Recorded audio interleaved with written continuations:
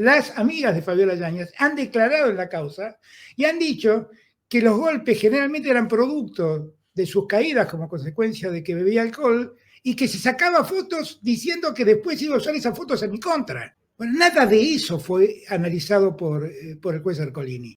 El supuesto golpe del brazo, que ella dice, no, me zamarrió porque yo me quise ir de Olivos con mi hijo, pero el 12 de agosto del 2021 Francisco no había nacido. Porque si hago el documental me van a pagar X millones de dólares. Pero si no hago la denuncia, ¿qué gano yo? Vos sabés lo que yo quiero y lo que ella quería y me repetía era un departamento y recursos que yo no tengo además. Y esos 2 chats que aparecieron en el teléfono de María Cantero no están en mi chat, no están en las conversaciones entre ella y yo. Durante la época de Macri se cerraron 25.000 pymes. Durante mi gestión se crearon 30.000 pymes. En lo que va de la gestión de Milei se cerraron 13.500 pymes. Cuando los noruegos descubrieron que Sumar tenían petróleo, ellos desarrollaron la tecnología y cuando tuvieron la tecnología sacaron el petróleo y los dueños del petróleo son ellos.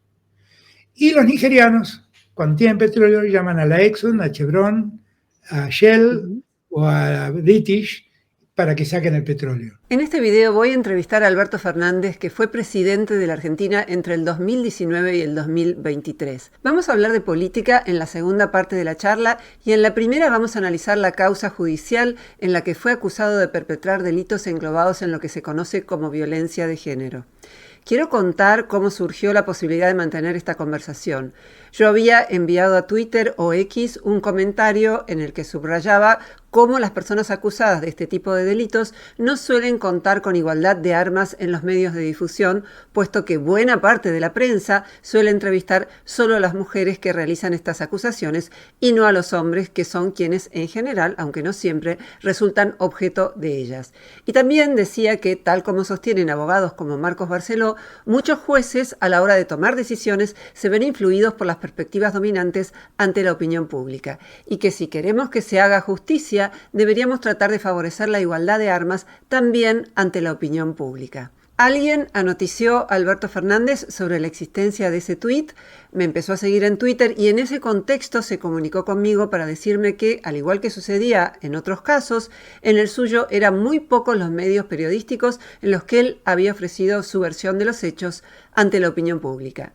Yo no lo conocía, jamás había tenido contacto con él, no soy ni fui peronista ni kirchnerista y en mi libro Desigualdad y Violencia Social dedico un capítulo entero a cuestionar la corrupción en tiempos de los Kirchner.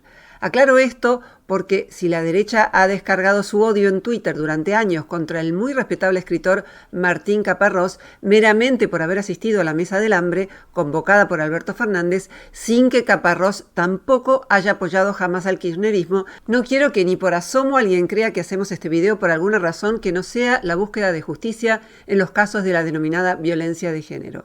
Y aprovechamos para dialogar también con el expresidente sobre otros temas.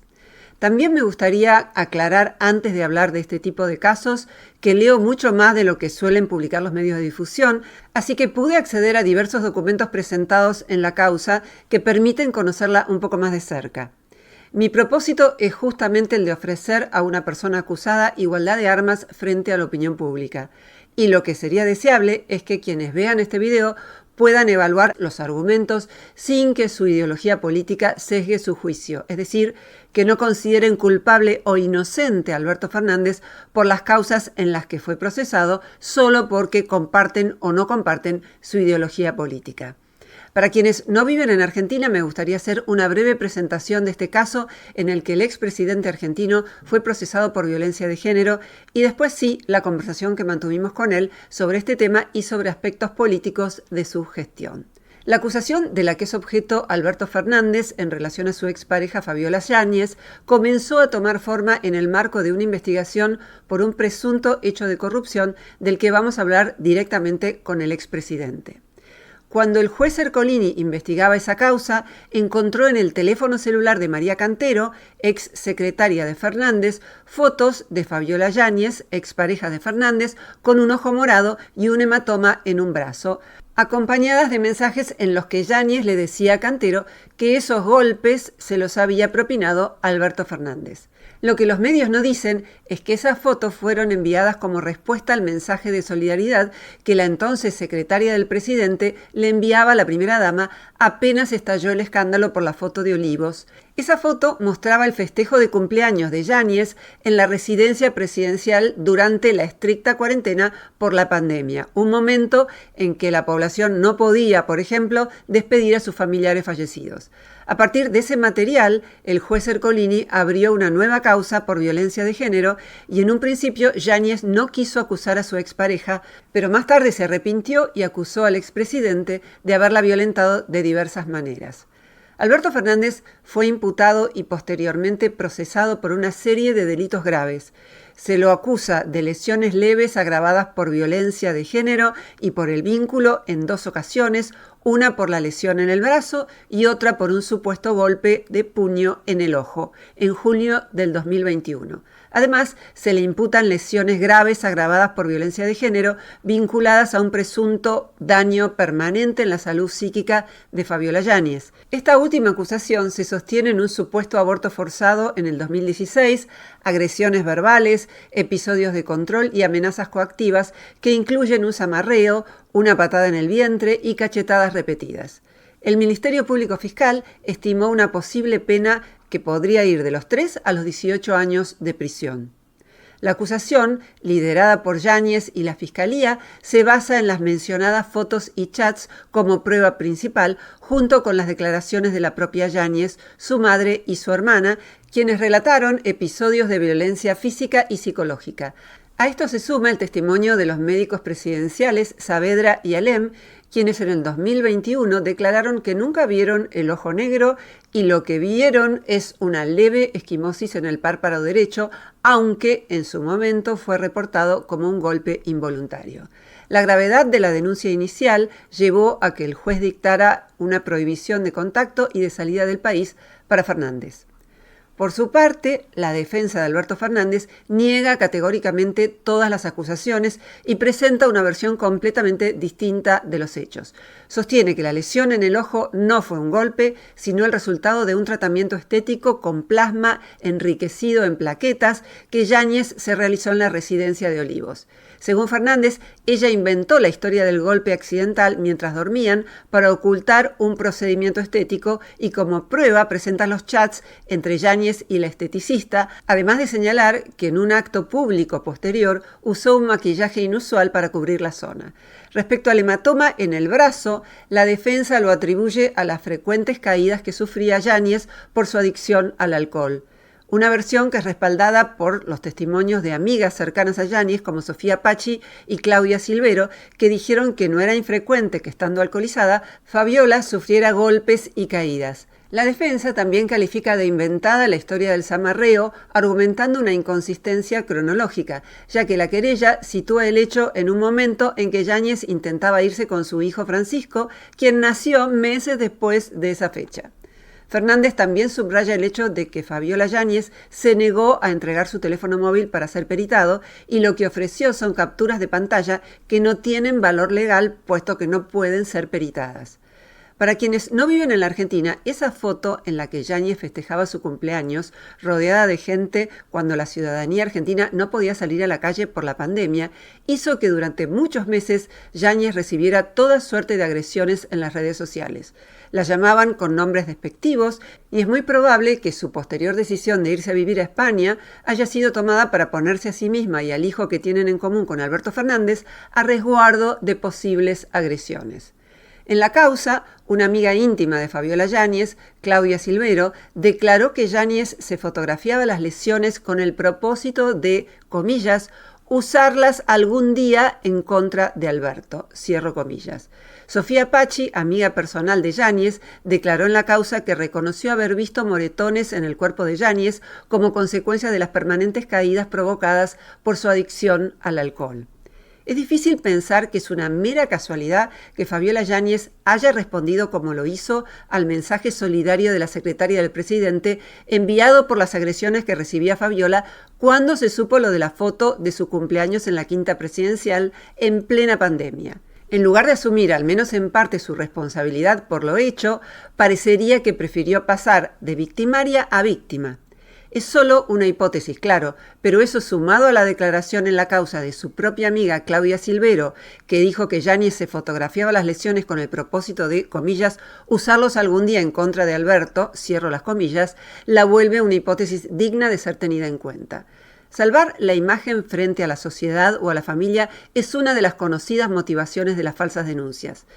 También queda en evidencia una trama de posible chantaje económico, ya que la defensa alega que Yáñez intentó extorsionar a Fernández al preguntar en una llamada ¿qué ganaría yo por no hacer la denuncia? Eso dijo. A Yáñez le habían ofrecido hacer un documental sobre el tema en el que le pagarían una cifra millonaria.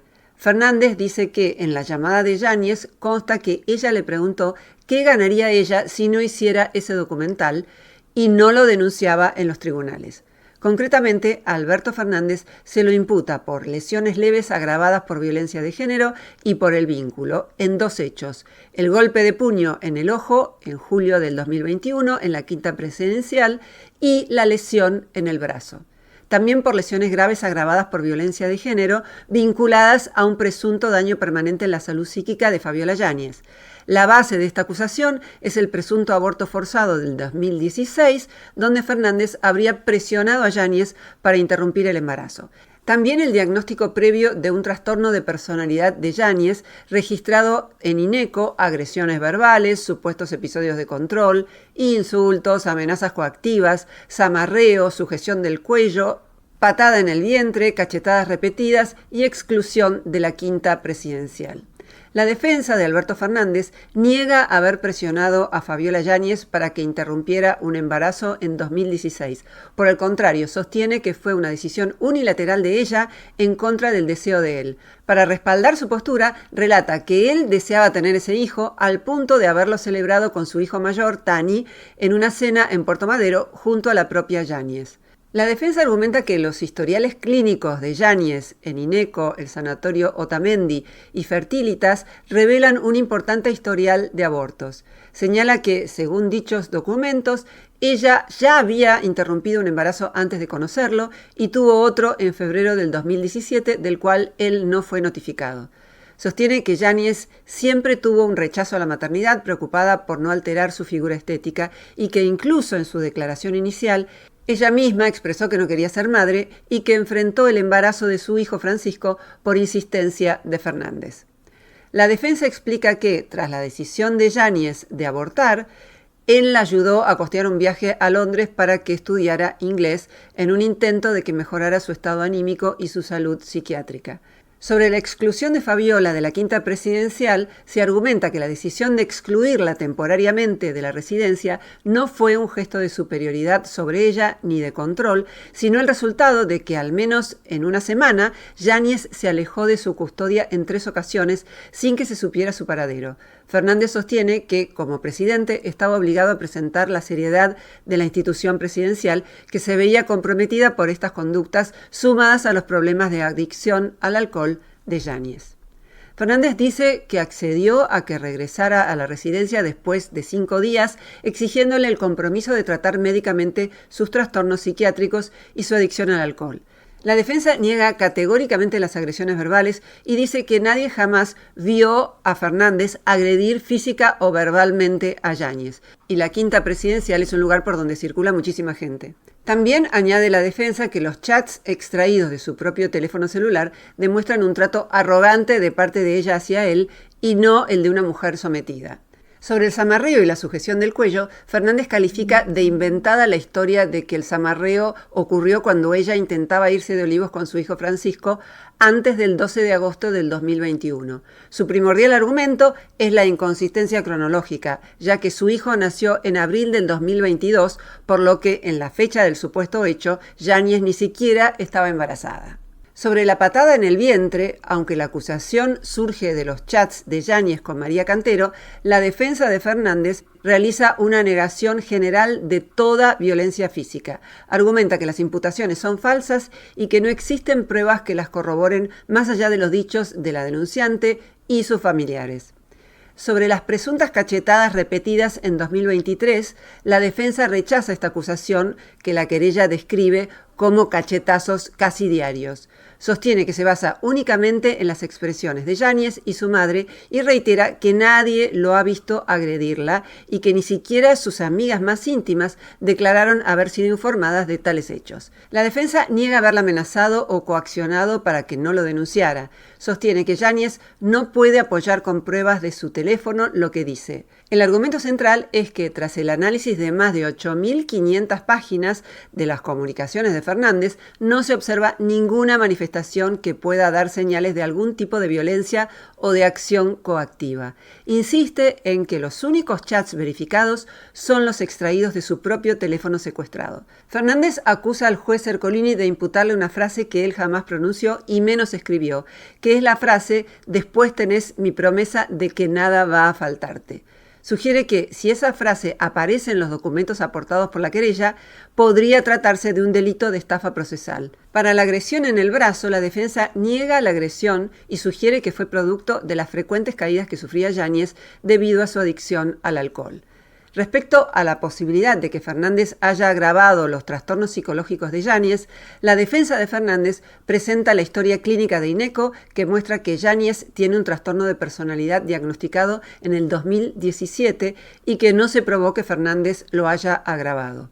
Por último, Fernández cuestionó la imparcialidad del juez, denunció enemistad previa con el juez Julián Ercolini y arbitrariedades en la instrucción. Ahora sí, vamos a oír la charla que mantuvimos con Alberto Fernández, expresidente de la República Argentina. Hola Alberto, bienvenido, muchas gracias por esta charla. No, muchas gracias, Roxana, ¿cómo estás? ¿Bien? Bien, gracias. Bueno, yo quería aclarar en el comienzo de esta conversación que vamos a ceñirnos en esta primera parte de la charla a lo que tiene que ver estrictamente con la causa. No vamos a hacer preguntas personales porque no tienen nada que ver con el proceso judicial y porque me parece que en los medios se tiende a formar una suerte de monstruo para después acusarlo de cosas que no están en la causa judicial. Así que vamos a tratar de ceñirnos a lo que tiene que ver con la causa vinculada con Fabiola Yáñez en primera instancia.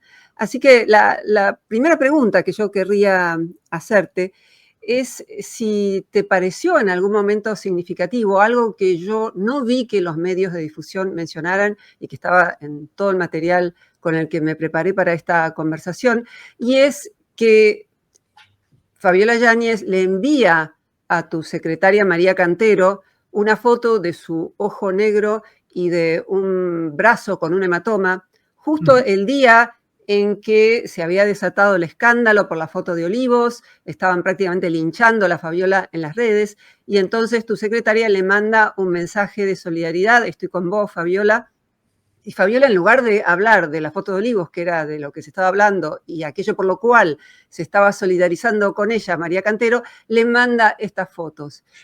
Es una hipótesis, pero creo que es central en el análisis de este caso el hecho de que Fabiola haya pretendido pasar de victimaria a víctima. Sabemos que en la Argentina y en estos tiempos es la manera más fácil de protegerse de algo de lo que a uno están acusando. Lo quería saber si esto es relevante para vos, la fecha en la que por primera vez aparecen estas fotos.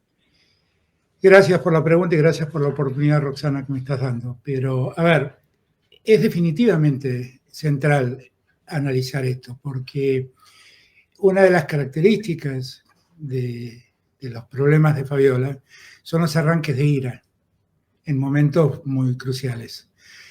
Y de hecho, esto ocurre precisamente en el momento que María Cantero le escribe para decirle: lamento lo que está pasando con la foto que se difundió de la comida, de lo que se dio a llamar la cena de Olivos, y le dice, bueno, contá conmigo, es un acto solidario. Y ella en respuesta reacciona reclamando por la aparición de la fotografía, buscando otros responsables y diciendo: mirá lo que me está pasando, y aparecen esas fotos que desde ya anticipo, son fotos que no tienen nada que ver conmigo. E inclusive manda también fotografías de capturas de pantalla de supuestos chats conmigo que no aparecieron en mi teléfono, que no existen. Entonces, A mí me parece muy importante tener en cuenta ese dato. Si además uno tiene en cuenta que en el teléfono de María Cantero hay 74 páginas de chats entre Fabiola Yáñez y María Cantero. Y en las 74 páginas, solo una vez hablan de este supuesto problema que es que yo la golpeaba, o la agredía, o ejercía violencia sobre ella. Solo una vez. Es muy, muy impactante que al día siguiente, no 2 semanas después, un mes después, al día siguiente, están hablando de otras cosas. Están hablando de moda, están hablando de ropa, están hablando de cosas más triviales, y nunca más vuelven a tocar el tema. Y eso para mí no es un dato menor, es un dato central, porque ¿cómo ocurrió esto? De hecho, cuando aparece esto y el juez Ercolini quiere llegar a Fabiola Yáñez y Fabiola Yáñez no quiere hacer la denuncia, dice que no quiere promover ninguna acción inicialmente, cuando yo le pregunto a Fabiola qué es lo que había en el teléfono, ella me dijo, no quiero ni verlo, ni sé lo que mandé, no sé qué es eso. Esa fue la reacción que tuvo. Porque me contó inclusive que los abogados que el juez le había pedido exhibirle las fotografías que aparecían y ella dijo que no quería verlos. Entonces, para mí ese no es un dato menor, es un dato central, que si uno tiene en cuenta además las características que atravesaba Fabiola, sobre lo que me cuesta hablar y prefiero evitarlo, hacerlo públicamente, que tienen que ver con problemas psicológicos y psiquiátricos, es muy fácil de entender que tuvo un arranque de ira, quiso buscar un responsable de lo que ya estaba viviendo. ¿Cómo explicarías otra conversación que se dio entre Fabiola y vos, en este caso, a diferencia de la anterior, en donde, o por lo menos lo que aparece en las imágenes de esos chats, en donde ella dice, me pegás, y vos decís, me siento mal, ella vuelve a escribir, me pegás, Claro, y vos repetís claro, algo parecido, me siento mal. Claro, lo que pasa, el concepto del me siento mal es un concepto muy habitual en esos momentos en donde Fabiola estaba mal, y era una forma de pararla, porque ese era el momento ya del agotamiento de la discusión. Pero lo que quiero aclarar es que esos chats no aparecieron en ningún teléfono. O sea, aparecieron en el teléfono de María Cantero como capturas de pantallas. Ella no los proporcionó y en mi teléfono nunca aparecieron. O sea, tu teléfono fue peritado, el de Fabiola no porque no quiso darlo. Mi teléfono lo entregué yo voluntariamente y voluntariamente di las claves para que lo abran y le pedí por favor al juez que lo abran porque el juez no quería abrirlo. El juez no quería abrirlo porque, entre otras cosas, sabía que había ahí, entre otras charlas entre él y yo, donde quedaban claros los problemas de amistad y de enemistad que teníamos. Entonces, el juez no quería abrirlo. Y la Cámara le dijo al señor, haga algo. Si lo retiene, bueno, entonces perítelo. Y si no, devuélvalo. Conminado por la situación, terminó con esto, Ercolini abre el teléfono mío y ordena que se extraiga mis conversaciones con Fabiola, mis conversaciones con la madre de Fabiola, y me deniega las conversaciones entre él y yo. Eso no lo acepta. Lo real es que de las conversaciones con Fabiola hay 8.500 páginas. Nunca en las 8.500 páginas aparece el concepto de violencia en boca de nadie. Nunca, nunca. Y esos 2 chats que aparecieron en el teléfono de María Cantero no están en mi chat, no están en las conversaciones entre ella y yo. Con lo cual no sé de dónde salieron esos chats. No sé si ella los fraguó, no sé si hizo, o sea, fraguó una charla. Es muy fácil hacer un chat con 2 teléfonos donde aparece un supuesto Alberto Fernández hablando del otro lado. No sé cómo pasó, pero lo que sí sé es que en mi teléfono no están. Y ella nunca los aportó, los chats. Esos 2 chats de los que vos hablás. Vos sos abogado, yo no. Entonces, lo que quiero preguntarte es lo siguiente. Cuando se presenta una captura de una conversación por WhatsApp, eso no es peritable, mientras que si esa No, conversación se porque, encuentra en el claro, teléfono, el único del que disponía la justicia era el tuyo y el de María exactamente, Cantero. Si exactamente. no aparece en los teléfonos peritados una mera imagen, vos decís que no tiene un valor probatorio porque no No, puede ser no lo peritada. digo yo, no lo digo yo, lo dice la jurisprudencia y lo Y sí, dijeron digo, los como peritos en abogado, esta quiero causa. decir. Sí, No, y lo sí. dijeron los peritos en esta causa, quiero aclararlo Ujú. también, ¿eh? Los peritos aclaran, mire, lo que me llega a mí son fotografías en PDF, que es una forma de captar una fotografía, que no puedo determinar nada, porque para que todos nos entiendan, si nosotros con el celular sacamos una fotografía y eso nos queda en el archivo de fotografías que sacamos, si movemos la pantalla para arriba, abajo aparecen todos los datos de la fotografía. Lugar donde fue sacado, horario donde salió, día en que salió, que se fue tomada la fotografía, todos los datos aparecen. Cuando haces una captura de pantalla, esos datos no existen. No existen. Entiendo, Porque lo que entiendo. tenés es el día, la fecha, primero te aparece captura de pantalla, ya no tenés lugar donde fue tomada la escena, y en segundo lugar, no te aparece el día en que eso ocurrió, te aparece el día en que capturaste la pantalla, que es otra cosa. Y son todas capturas de pantalla, no Ujú. son fotografías que fueron entregadas por Fabiola Yáñez. Esto sin perjuicio de que además, insisto, esas dos chats de los que vos hablás no existen, no los aportó ella y no están en mi teléfono, donde hay 8.500 páginas de Ujú. conversación con Fabiola, en donde nunca se habla de problemas de violencia. Sí se habla muchas veces de reclamos míos por sus problemas con el alcohol, pero no hay problemas de violencia en ningún momento. Y Si charlas ella mías, hubiera querido que tuvieran algún valor probatorio, ¿debería haberlo llevado a un escribano? ella lo que hizo, ella debe tener algún problema para entregar su teléfono, debe ser este el motivo, no lo sé. Pero lo que hizo fue, como si yo pasara mis chats a Word y me voy con una parte de mis chats transcriptos en Word, me voy a un escribano con mi laptop y digo, miren, certifique que usted vio esto. Y el escribano lo dice, tengo ante mi presencia una laptop y un documento, un texto, un documento escrito, donde aparece esta conversación.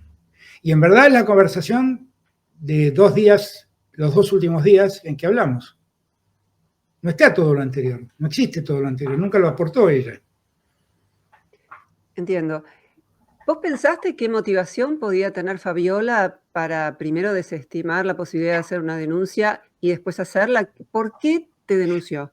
No, es que yo tengo la impresión que en el medio algo pasó y alguien habló con ella y alguien la indujo a esto. Yo creo que si alguien se aprovechó de los problemas que Fabiola eventualmente tiene, fueron precisamente los que la indujeron a hacer esto. Porque, vuelvo a repetirte, en 8.500 páginas no hay una sola vez que se hable de violencia. ¿Pero por qué aceptó? Esa es la pregunta. Porque en su momento alguien le planteó la idea de hacer un documental y con la idea de hacer el documental ella medio se envalentonó y empezó a plantear la idea de, bueno, pero si yo hago el documental, si yo no hago la denuncia, ¿qué gano? Porque si hago el documental me van a pagar X millones de dólares, pero si no hago la denuncia, ¿qué gano yo?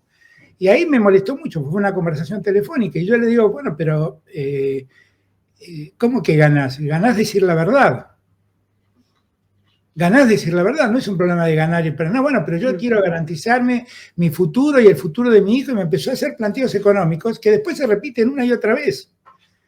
Que además cuando uno mira los chats, desde el momento en que ella no hace la denuncia hasta el momento en que sí hace la denuncia, sus planteos son, bueno, vení a Madrid y arreglemos esto personalmente, no quiero hablarlo por teléfono porque tengo miedo que me grabes, vos sabés lo que yo quiero, y lo que ella quería y me repetía era un departamento y recursos que yo no tengo además, que yo no tengo. Yo no tengo, así que ese fue realmente, creo yo, el determinante, lo que la llevó a ella a hacer esto. Pero no midió las consecuencias, claramente no las midió. Yo he querellado a Fabiola Yáñez por amenazas, por impedimento del vínculo, que en esta causa está muy avanzada. Es allí donde le han ordenado traer a Argentina a Francisco para que yo lo vea. Que también la he querellado por falso testimonio y por falsa denuncia. Hay que tener presente que ella me imputó 14 delitos cuando empezó la causa, y de los 14 quedaron 4 forzados por el juez, porque en verdad no quedó ninguno probado, pero quedaron 4 forzados por el fiscal y por el juez. Y me parece que si esta causa no estuviera en manos de un juez que todo el mundo conoce la enemistad que tengo con él, todo el mundo sabe que lo denuncié por el caso Lago Escondido, todo el mundo conoce que él no está en condiciones objetivas de ser el juez de esta causa, bueno, la verdad es que si él no estuviera en manos de este juez, esta causa estaría cerrada. Pero he querellado por falso testimonio, por falsa denuncia a Fabiola Yáñez, por falso testimonio a la madre de Fabiola Yáñez. Esa causa la tienen en el juzgado del doctor Lijo y esa causa está avanzando bien. Y he denunciado a la esteticista, que en otra causa que la esteticista tuvo en el juzgado de la ciudad de Buenos Aires, reconoció que ella había estado el 19 de junio haciéndole un tratamiento que se llama plasma enriquecido en plaquetas a Fabiola Yáñez en Olivos.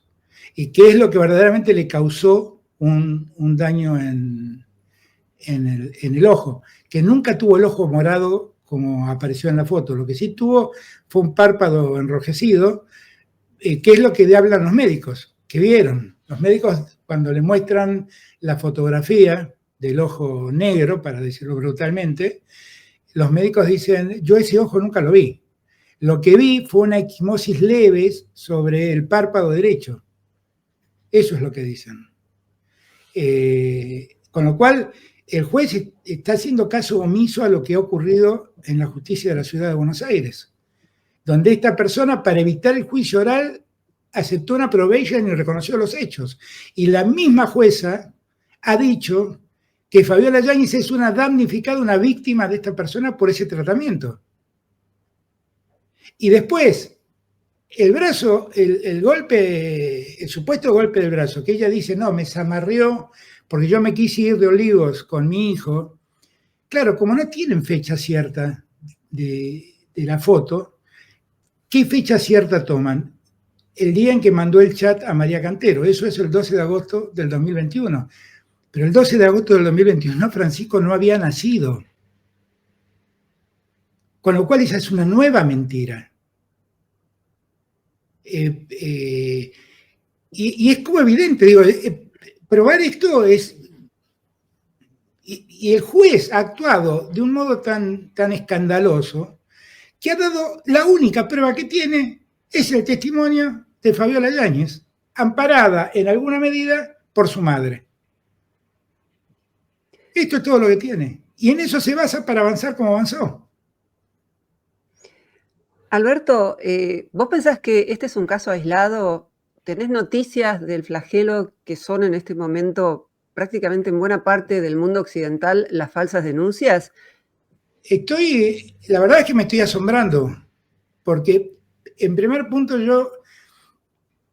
eso que en España la derecha española llama las políticas woke, que es la defensa de las minorías y demás, yo creo firmemente en la defensa de las minorías, creo firmemente en la igualdad de géneros, creo firmemente en todo eso, con lo cual yo no reniego de esas políticas. Lo que sí creo es que hay un uso indebido de esas políticas, y esas políticas han permitido que algunos las mal utilicen, como en este caso, haciendo falsas denuncias. Y la verdad, lo que a mí me asombra es que en las redes la cantidad de personas, hombres concretamente, que me han escrito diciéndome, contándome historias parecidas a esta, donde la verdadera causa es una causa económica, la verdadera causa es extorsionarlo para que no pueda ver al hijo,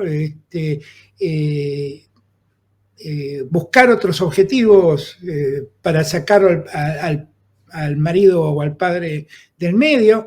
Y me han aparecido muchos escribiéndome que están viviendo situaciones parecidas. Con lo cual me parece que tenemos que prestarle atención, porque yo no tengo ningún problema que el hecho se investigue. Es más, yo quiero que se investigue, por eso entregué mi teléfono, por eso di todo para que todo quede claro. La que no entrega el teléfono es Fabiola Yáñez, no yo. Yo he aportado todas las pruebas que hacen falta, pero la que no quiere entregarlo la que no quiere hacer pruebas es Fabiola Yáñez. Y quien lo admite es la justicia, porque ese también es un problema. ¿Cómo la querellante no va a dar su teléfono? Estoy hablando desde el sentido común. Si alguien acusa, tiene que poder dar evidencias. Claro. Porque además lo que sucedió a partir de tu caso, Alberto, es que el yo te creo hermana, que durante tanto tiempo repitieron algunas representantes de un feminismo malentendido, corporativo, se transformó después de tu caso en, sí, yo en principio te creo hermana, pero después vas a tener que demostrarlo. Pero esa segunda parte no aparecía antes y esto que vos estás diciendo es algo inexistente en el peronismo y en el kirchnerismo, que haya un reconocimiento de que es un verdadero problema que arruina la vida de niños, que arruina la vida de familias. Ayer se elevó desde la bicameral la propuesta al Congreso para que se designe como defensora de los menores a Paz Bertero, que dijo sobre las falsas denuncias que podrían ser una excepción, como si la justicia no contara cada caso, pero además manifestó no conocer el fenómeno, porque dice, ¿quién se va a tomar el trabajo de pagar un abogado y de por un solo día de fama hacer una denuncia? Eso es que no conoce que hay muchas motivaciones en las falsas denuncias. Una motivación es, como vimos acá, el dinero, podría ser el dinero. Otra motivación es la venganza. Ella está presuponiendo que los seres humanos somos perfectamente racionales y que nunca, por vengarnos, por la fuerza que tiene el resentimiento, podemos hacer cosas que destruyan a los demás, pero que además nos destruyan incluso a nosotros mismos. Otra motivación es ocupar una banca. Hubo un caso en San Juan de una mujer que denunció a su marido diputado para ocupar su banca, que es algo que hizo después. También otra motivación es llamar la atención. Vean la película La Mentira, La Mensonge, una película francesa que describe un caso real de un intendente en el sur de Francia, cuyo nieto, a los 7 años, cuando sus padres se separaban, dijo que el abuelo había abusado de él. Y cuando creció, cuando fue mayor, declaró que eso era mentira y era porque sus padres se estaban separando y él quería llamar la atención. Hay que conocer más de cerca estos fenómenos. Mi hipótesis, es una hipótesis que tiene que ser complementada con otras cuestiones, por supuesto, es que probablemente lo que quiso Fabiola es, además de la cuestión económica, salvar su imagen, porque eso lo manda justo el día en que a ella la están linchando en las redes. Y conocemos muchos casos en donde la motivación de la mujer parece ser la de salvar su imagen ante su familia, ante la sociedad. Es el caso Arandina en España, probablemente el caso Palermo en la Argentina. Entonces, ¿cómo pueden designar a una defensora de menores que no conoce un drama profundo que viven los menores que son separados de los progenitores falsamente acusados? Sí, ahí también, volviendo al tema, vos sabés de esto evidentemente mucho más que yo y conocés el tema mucho más que yo.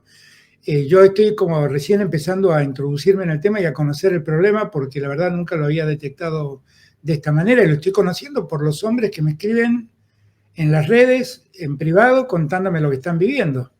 Ahora, también lo que vos decís sobre el día en que mandó ese chat y el padecimiento de Fabiola con los medios y con las redes, eso la llevó a ella a hacer un juicio contra Google, ya cansada del modo en que los medios y las redes la trataban. Y la última pericia psiquiátrica que existe sobre ella, precisamente la mandó a hacer ella en noviembre del 2023, 23 de noviembre del 2023, 13 días antes de que dejemos el gobierno. Y en esa pericia se ve claramente que ella tiene un problema psicológico muy afectado como consecuencia de cómo los medios la muestran a ella. Con lo cual, lo que vos hablás como una hipótesis es una conjetura bastante razonable, y que puede explicar mucho este caso.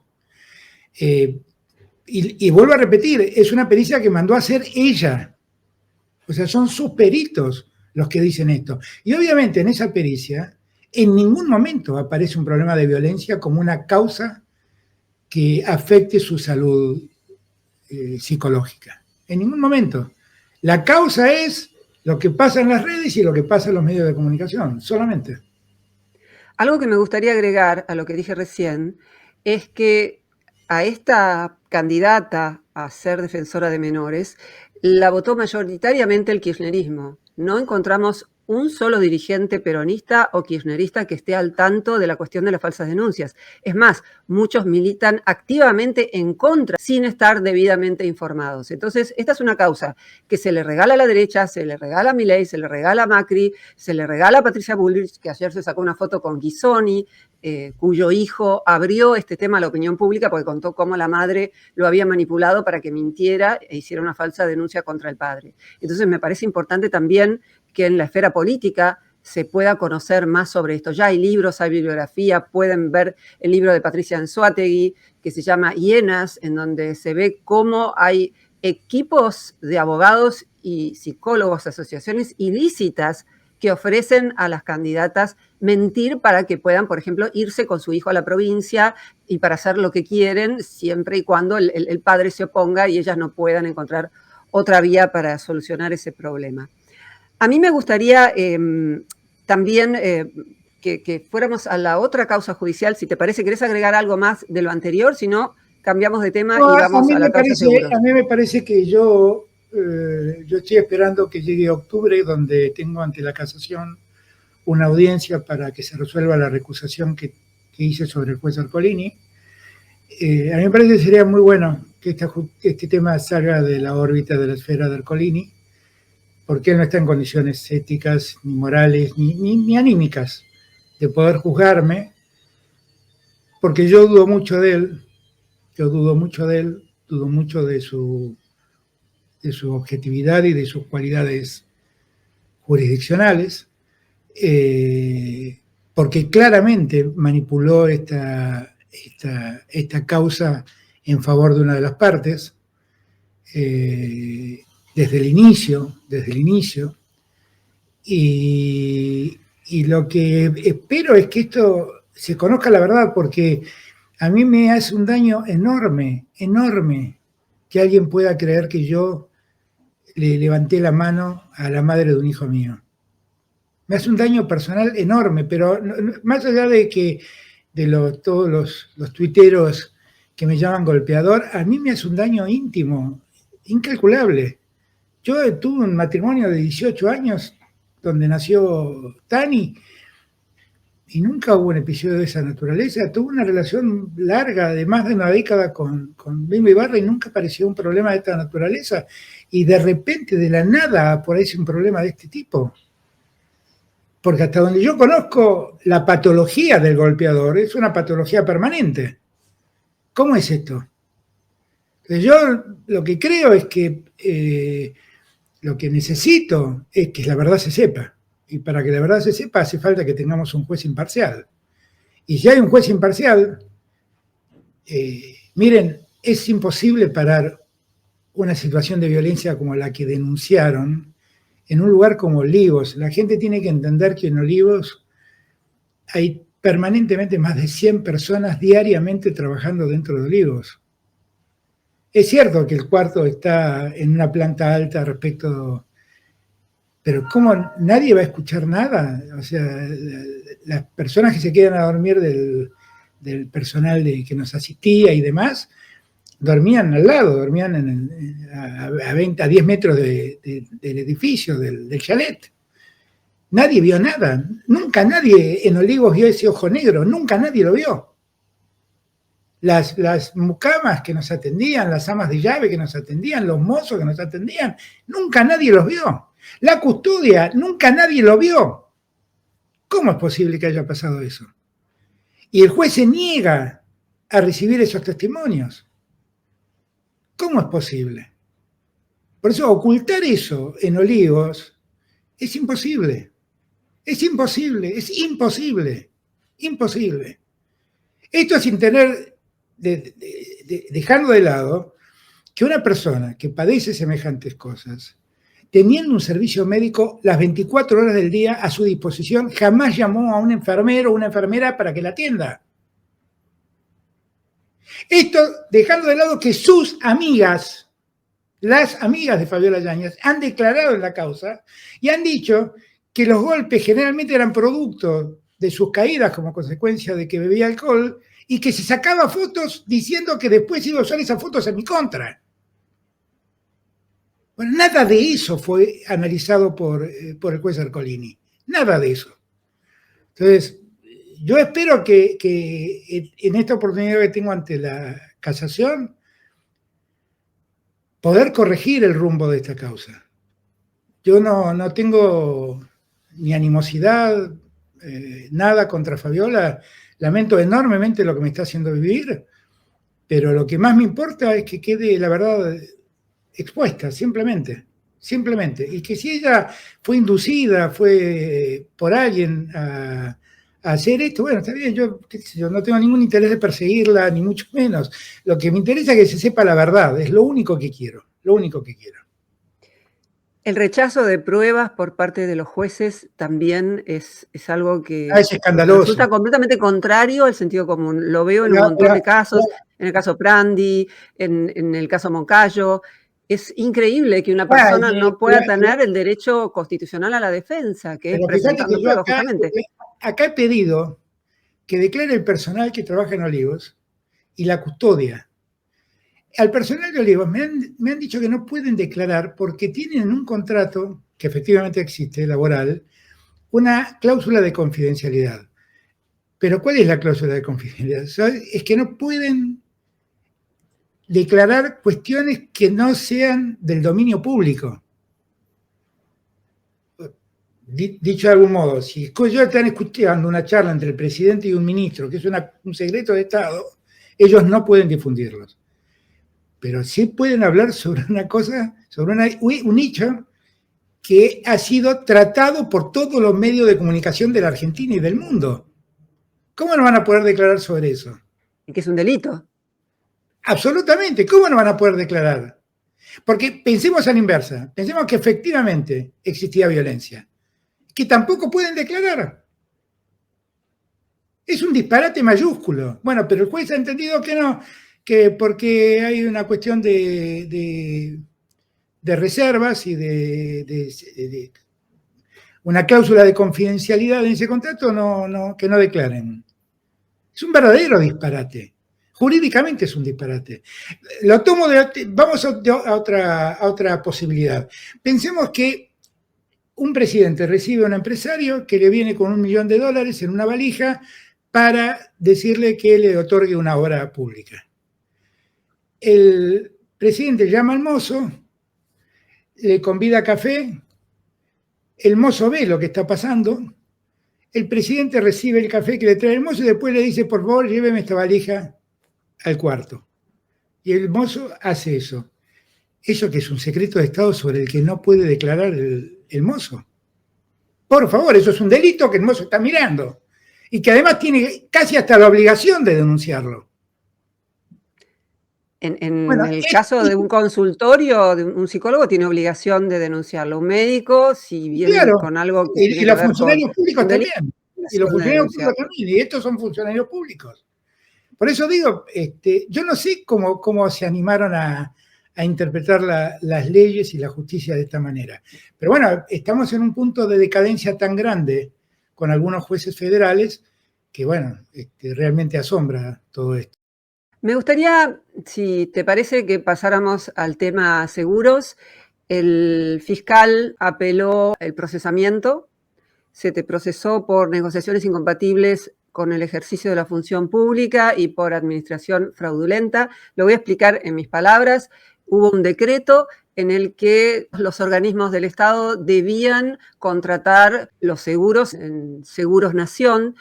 Y lo que no se entiende ahí es por qué hubo intermediarios en una relación que era Estado compra a Estado. ¿Por qué hubo intermediarios que cobraron, según se divulgó, cifras millonarias por hacer una conexión entre dos organismos del Estado, que supongo que la razón de ser de ese decreto fue ahorrarle dinero al Estado.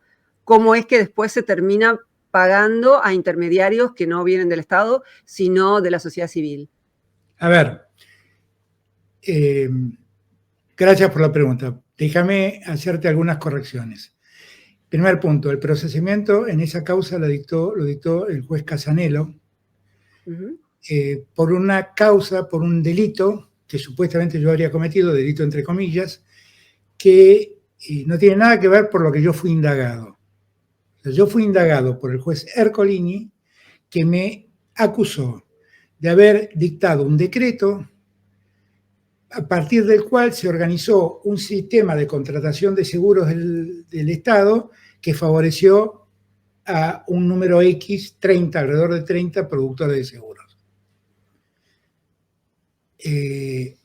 La primera observación es que Casanelo me procesa por otro hecho, no discute mi decreto, no habla, no me acusa de ser administrador fraudulento ni cosa parecida, sino que me acusa de que no me di el riesgo que significaba tener una secretaria que era mujer de un productor de seguros, cuando yo dicté ese decreto. Esa decisión de Casanelo no fue pedida por el fiscal. La dictó Casanelo sin que el fiscal la pidiera. Cuando la causa llega a Cámara, porque yo apelo el procesamiento, el fiscal de Cámara pide que se revoque mi procesamiento porque no ve pruebas para procesarme. Pide que se revoque mi procesamiento y que se dicte la falta de mérito. Eso está a decisión de la Cámara todavía. Ahora, te cuento cómo es la historia para que la gente pueda entender. El decreto que yo firmé en su momento, que si yo no me equivoco era el 823 del año 2021, fue un decreto que no inicié yo. Se inició en Nación Seguros, pasó por el Banco Nación, pasó por la Secretaría de Hacienda, pasó por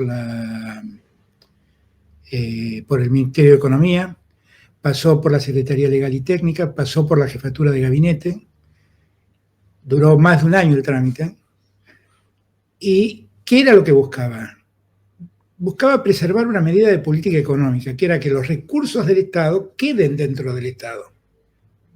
Porque el Estado paga mucho dinero en primas de seguros. Es un negocio muy grande, claramente, que antes estaba en manos privadas. Por ejemplo, hubo un caso muy emblemático que fue en época de Macri, el caso de los seguros de Ferrocarriles Argentinos. ¿Qué hizo Ferrocarriles Argentinos en aquel momento donde mi decreto no existía?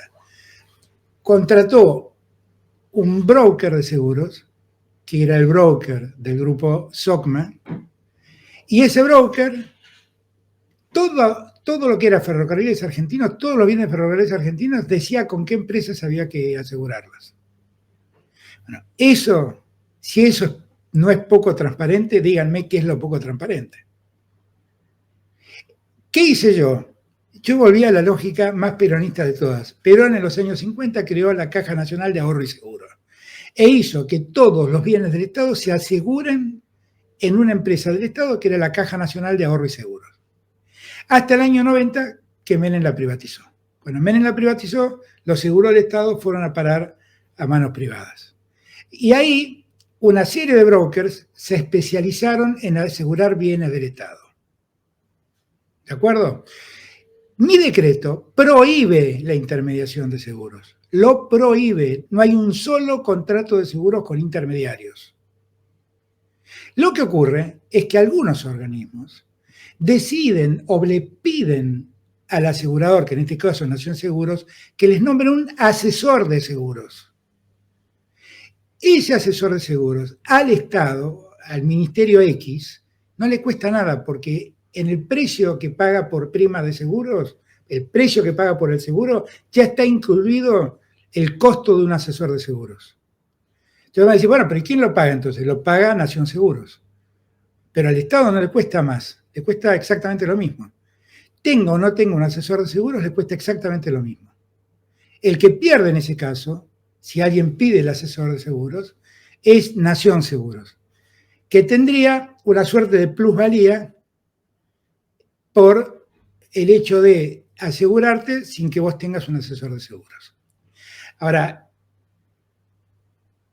¿qué porcentaje de los seguros del Estado tenían asesores de seguros? Menos del 20% de los organismos del Estado tuvieron asesores de seguros.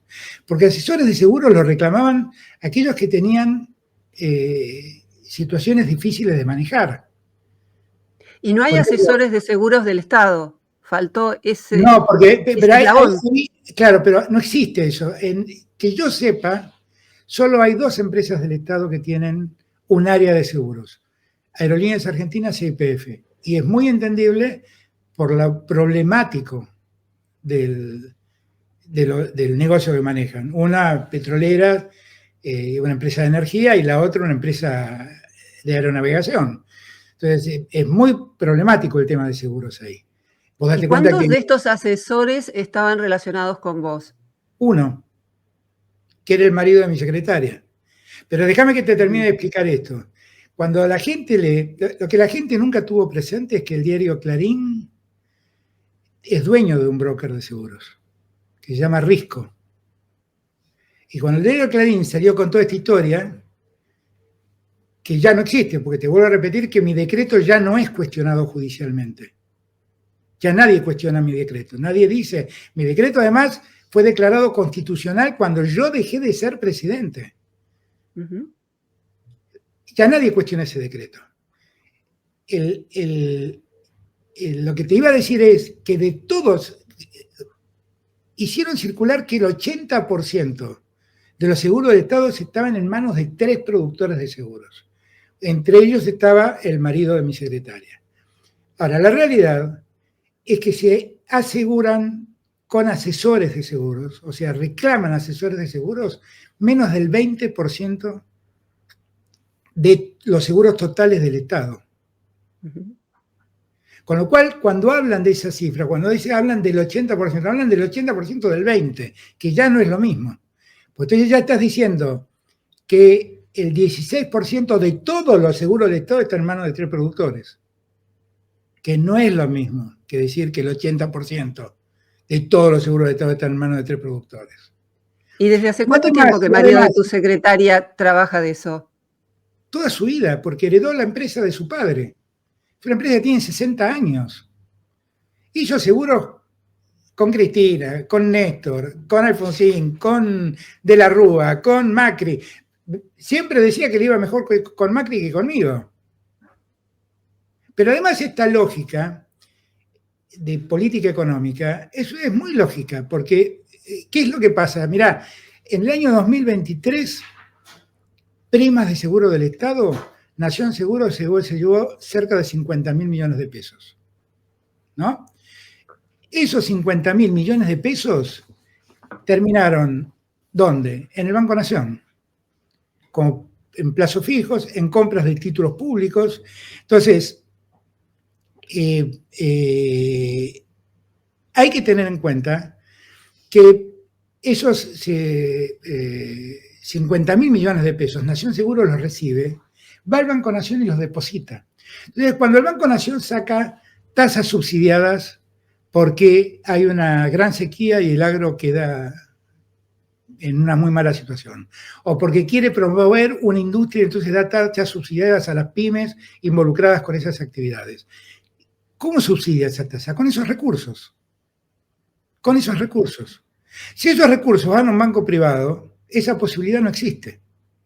Ese fue el sentido claro que tuvimos nosotros en el decreto. Fue ese, no fue otro. Fue ese. Exclusivamente ese. ¿El Estado perdió algo? El Estado no perdió nada, porque el Estado pagaba lo mismo, tengo o no tengo un asesor de seguros. ¿Cuántos reclamaron asesores de seguros? Menos del 20% de los seguros del Estado. Y a todo esto, los productores, ¿se beneficiaron o perdieron? Mirá, Roxana, cuando el decreto este no existía, por el seguro de incendio, el Ministerio de Educación, que tiene la pinacoteca de pintores argentinos más grandes de la Argentina, cuando este ministro decide llamar a un asesor de seguros. Antes de mi decreto, por asegurar por incendio un edificio, pagaba el 30% de comisión. Y después de mi decreto, ninguna comisión podía ser superior al 10%. La comisión para asegurar los autos del Estado antes de mi decreto eran de alrededor del 25-27%. Después de mi decreto nunca pudieron ser superiores al 10%. Entonces, que alguien me explique en qué quise beneficiar a un productor de seguros o a un asesor de seguros. Claramente no tuvieron ningún beneficio con esta norma. Ningún beneficio. Yo espero que esto se revise y que también se revise el origen de la causa. Porque ahí va a haber mucho para explicar, ¿no? Porque en el origen de la causa está el interés de Clarín, que es dueño de un broker de seguros. Y que seguramente habrá querido entrar a ese negocio. Porque es un negocio de 50.000 millones de pesos, te vuelvo a repetir. Me gustaría, si te parece bien, que repasemos algunos aspectos de tu gobierno, algunos aspectos positivos, otros no tanto. No te tocaron tiempos fáciles, empezando obviamente por la pandemia, siguiendo por la sequía que redujo un 20 y pico % el ingreso por exportaciones de trigo, maíz y soja, siguiendo por la guerra de Ucrania. Y uno de tus compromisos de campaña fue disminuir sustantivamente el hambre en la Argentina. Hiciste una mesa del hambre en la que convocaste a distintas personalidades y a investigadores para aportar proyectos para disminuir este verdadero problema. Y por lo que sé de este contexto surgieron algunos hechos y algunas propuestas. Y esto no se divulga tanto. Por un lado, la tarjeta alimentar, eso sí se supo, la tarjeta alimentar que continuó como programa de Estado, ahora se llama distinto en el Ministerio de Capital Humano, se llama, por acá lo había anotado, prestación alimentar.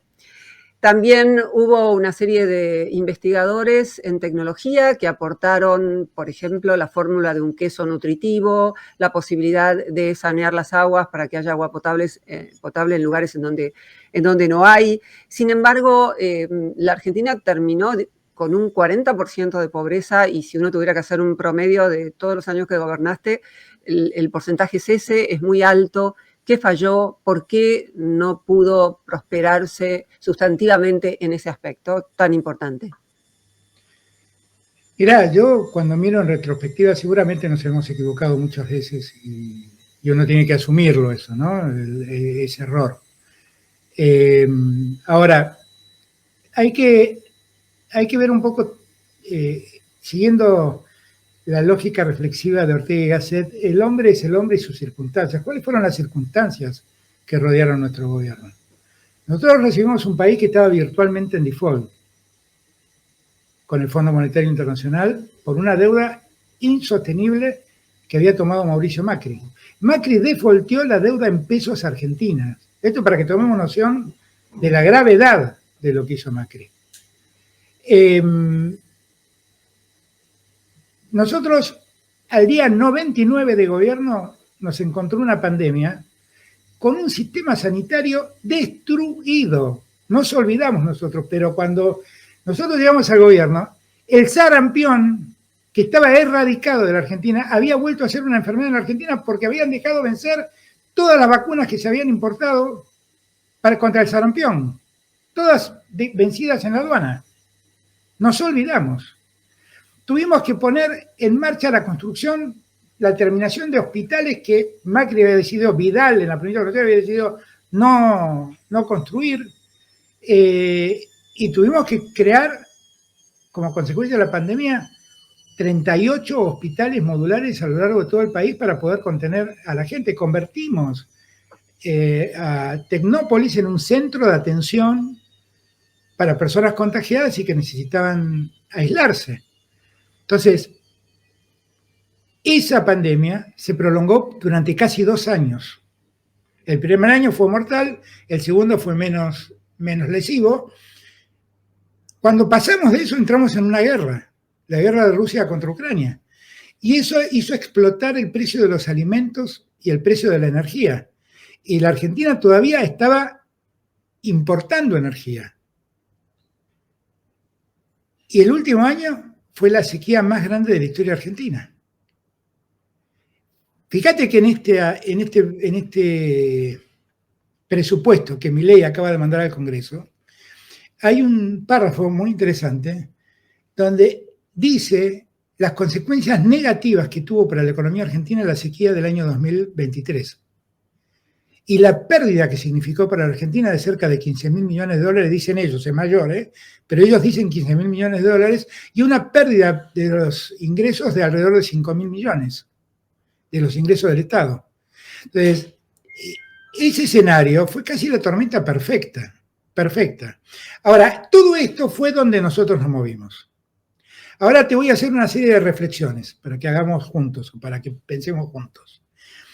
Hoy le decía a un periodista que me entrevistó a la mañana, ¿vos sabés cuál fue la inflación de los últimos 12 meses de la Argentina? Fue del 33,5%.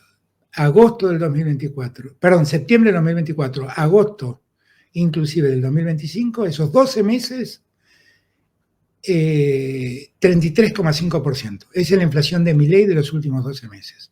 ¿Sabés cuál fue la inflación en la pandemia del año 2020 en la Argentina? 36%. Te van a decir, ¿qué me querés marcar con esto, Alberto? Mira, te quiero marcar que nosotros en plena pandemia dimos el IFE, sacamos la tarjeta alimentar, dimos el IFE para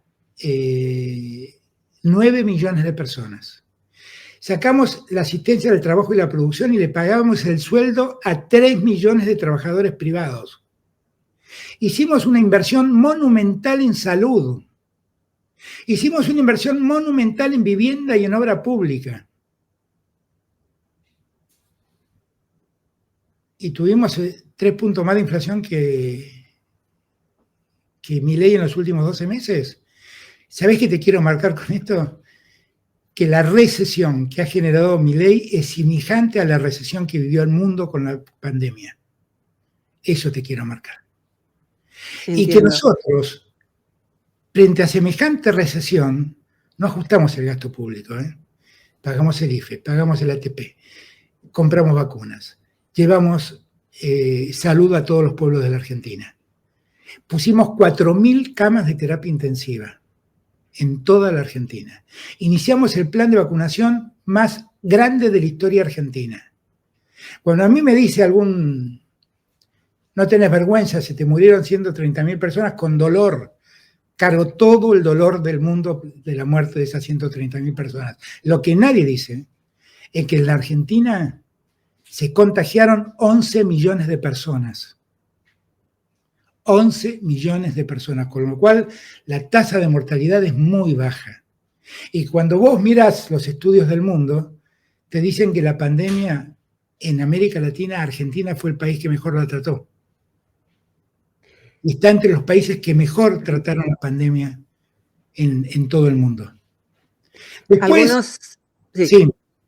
No, que algunos argumentos que se plantean por ahí es que en un principio fue destacada la labor en términos de muertes, de menos muertes que en otros lados, y que después eso cambió, pero ahí el debate que surge es que hay muchos países latinoamericanos que tienen sistemas de salud pésimos y no llegaron a contabilizar muertos sencillamente porque la gente moría en las casas y no tenían siquiera un diagnóstico.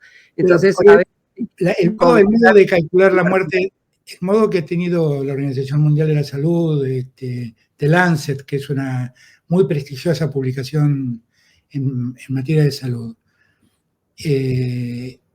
El tema que el modo que han resuelto que se debe contabilizar las muertes en pandemia es comparándola con las tasas de mortalidad de los años anteriores.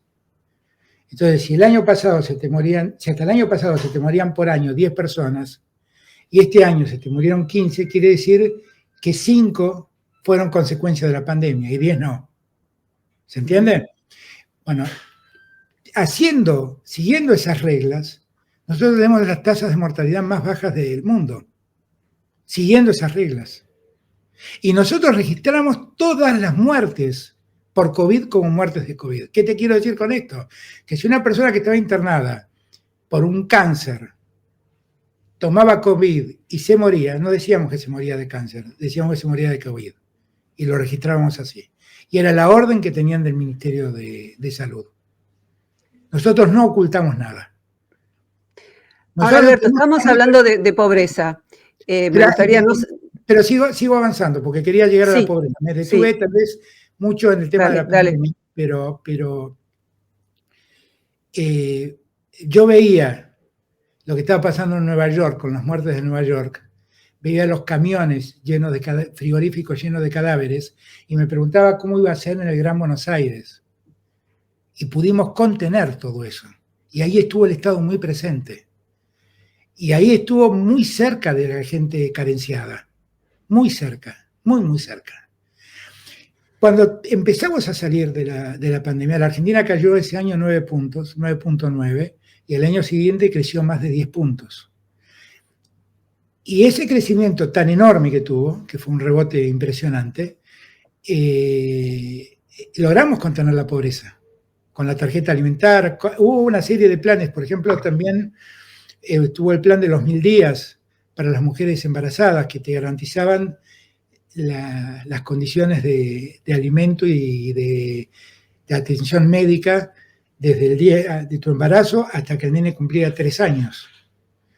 Que es el momento donde debemos garantizar la mejor nutrición, porque es el momento donde cognitivamente el ser humano se marca, ¿no? De algún modo marca su capacidad de desarrollo.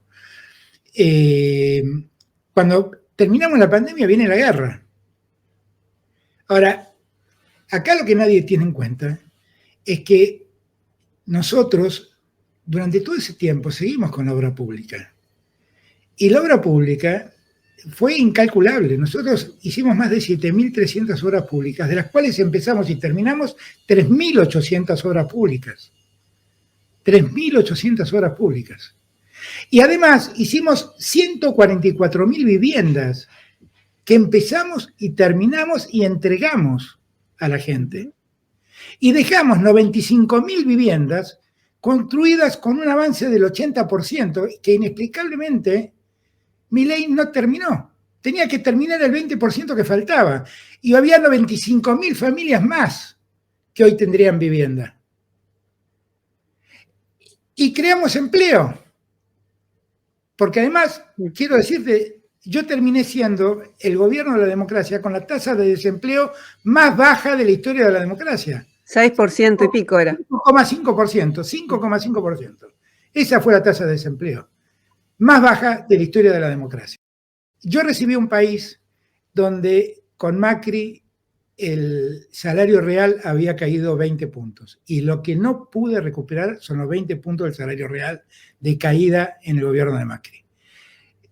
Si yo tomo el salario real que recibí en el gobierno y el salario real que le dejé a Milei en 4 años, apenas creció el 1,5%. Pero lo que genera la pobreza en gran medida fue esa caída brutal que dejó Macri del 20% de caída del salario real. Allí ya hay una pobreza muy fuerte que se genera y que en este contexto de dificultades se nos hace muy difícil sacar. Ahora, una cosa es la pobreza, otra cosa es el hambre. Y no es lo mismo, porque por todos los planes que nosotros desarrollamos, no le faltó comida a la gente. No le faltó comida a la gente. Durante 3 años consecutivos, en Argentina el consumo creció. Y durante 3 años consecutivos, la actividad industrial en Argentina creció. Y la Argentina hubiera crecido durante 3 años consecutivos el Producto Bruto si no hubiera sido que nos agarró la sequía del último tiempo, en el último año.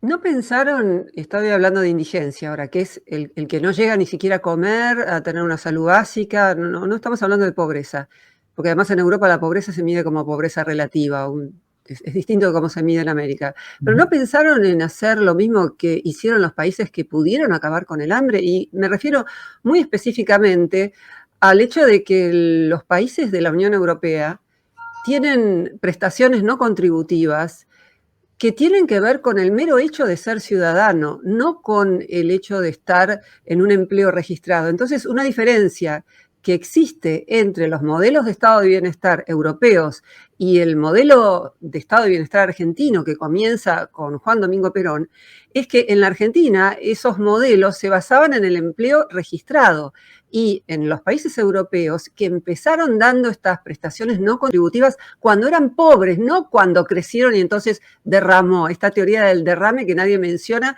pero que está implícita muy fuertemente en el liberalismo, pero creo que también está presente en el peronismo, la idea de que si vienen muchas inversiones, entonces eso va a derramar y va a acabar con la indigencia.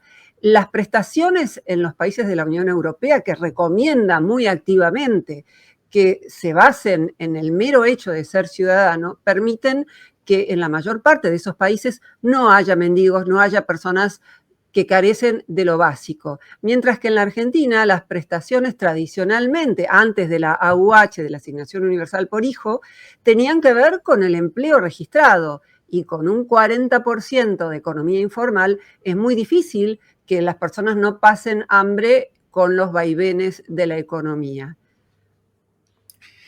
Sí, lo que decís es real. Lo que pasa es que cuando la Europa posguerra pudo empezar a desarrollar ese tipo de planes, que son, como vos lo decís, asignaciones universales, por la sola condición de ciudadano, tuvo un apoyo muy fuerte, primero del plan Marshall, y después tuvo un apoyo muy fuerte más tempranamente, más cerca, con la creación de la Unión Europea, donde hay un órgano rector que de algún modo atiende todas esas cosas. Y atiende en el sentido que te subsidia ese tipo de cosas.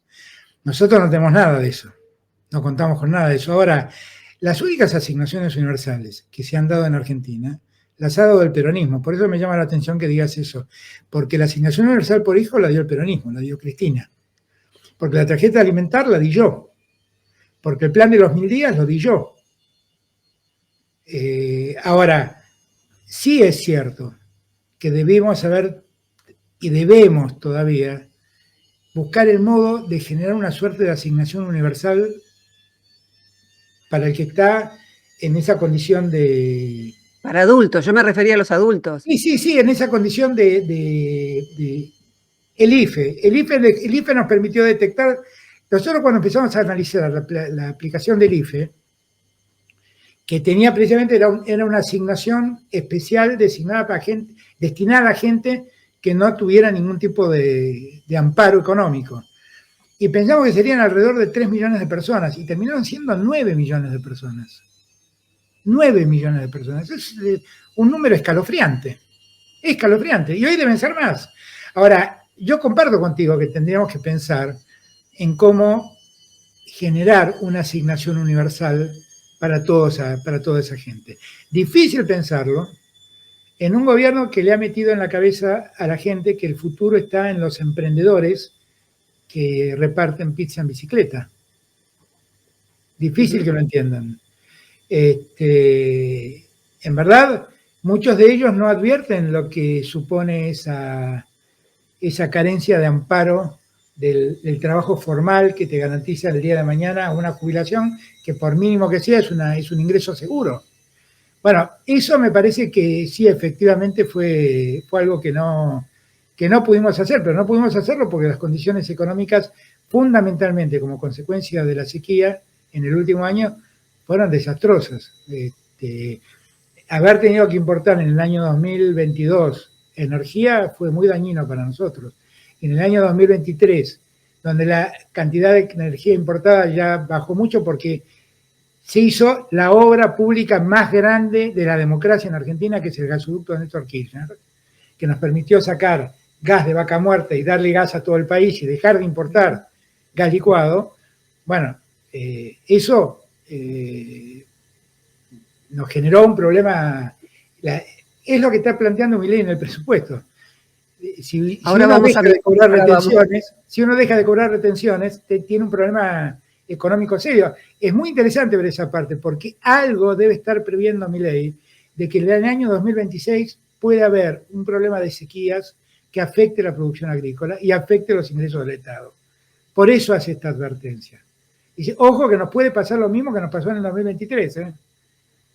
Entonces, si vos no tenés esos recursos y no tenés quien te auxilie, y entonces estás en un problema. Porque el mayor problema de ser deudor del Fondo Monetario Internacional es que además el Fondo Monetario Internacional no te auxilia en nada de esto.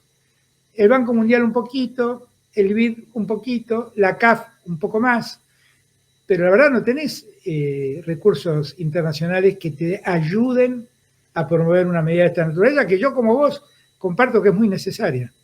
En los planes en contra de la drogadicción en Europa lo que hacen es primero darles casa, porque nadie le da trabajo a una persona que tiene problemas con la droga.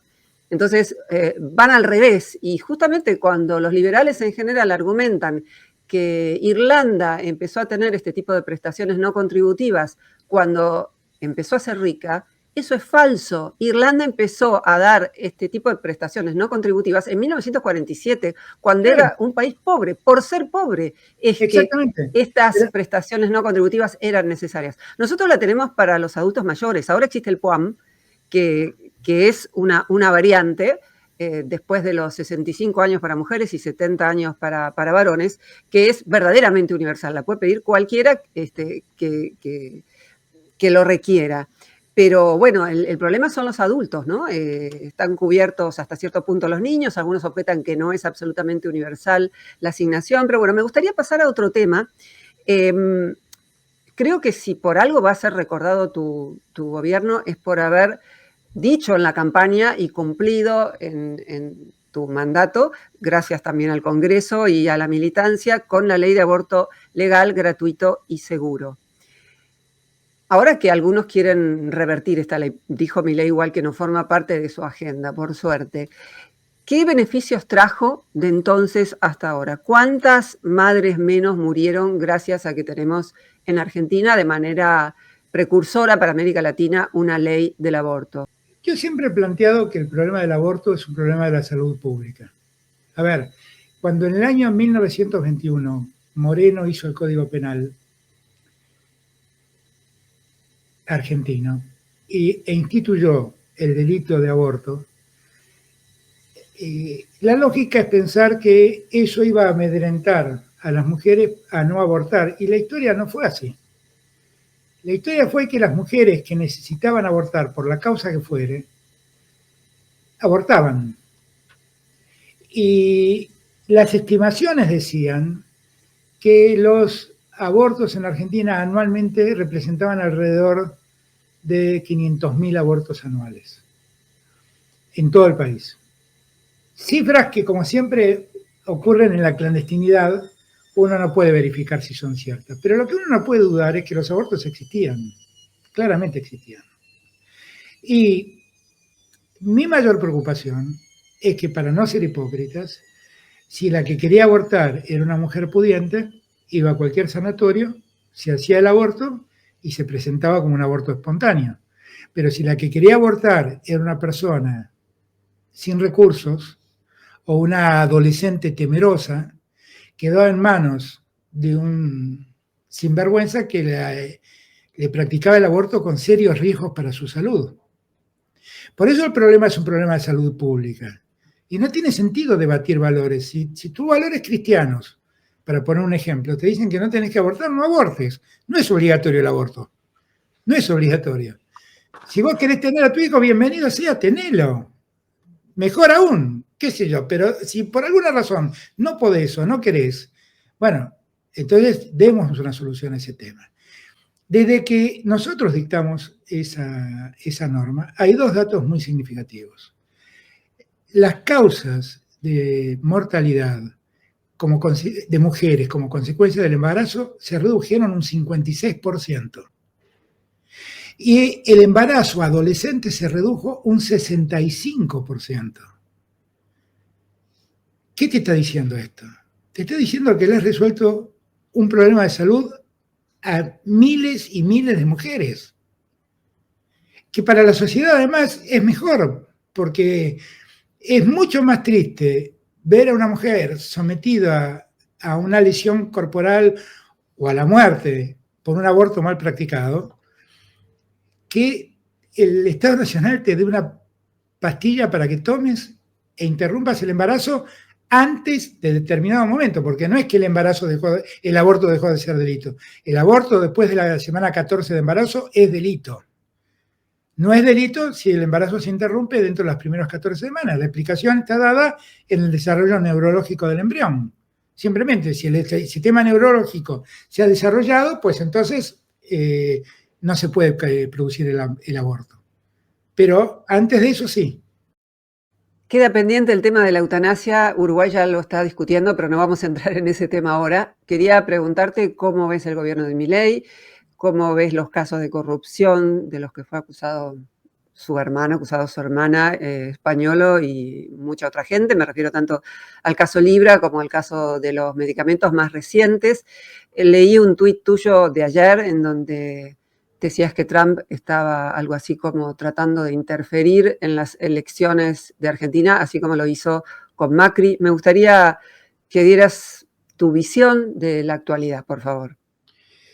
Y yo tengo una visión bastante pesimista del presente, porque no hay ningún dato que valga la pena, realmente. Tenemos un dólar contenido a la fuerza después de que el Banco Central vendió 1.100 millones de dólares de reserva para contener ese precio.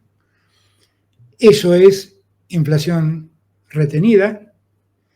La solución que encuentra el gobierno es una solución espantosa, esta de decirle a los chacareros: vengan, liquídenme los dólares que tienen porque vendieron sus producciones.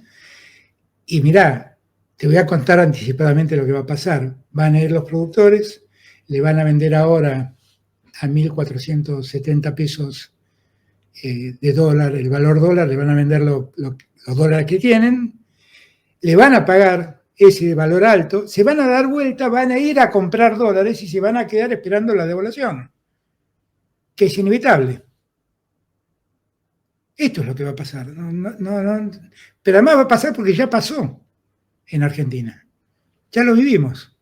Entonces, tengo la impresión que después, a mí me parece que lo de Trump ayer es de una gravedad enorme, porque que Trump diga que hay que votar a Milei y que lo va a ayudar y que hay que ayudarlo a que gane las elecciones, realmente me parece una cosa. Yo nunca he visto una cosa así.